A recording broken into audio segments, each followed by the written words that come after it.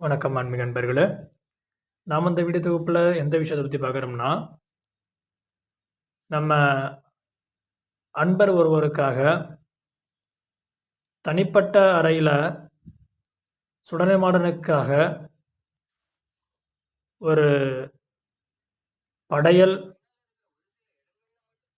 கும்பத்தில் ஆவாகனம், அவருடைய புகைப்படத்தை வைத்து சுடலைமாடன் பூஜை நல்ல முறையில போட்டு முடிச்சாச்சு. இது சராசரி குடும்பத்துல உள்ள அனைவருக்கும் இந்த சுடலைமாடன், காளி, உக்கிரதெய்வ வழிபாட்டு முறையானது சரிவர அமையாது.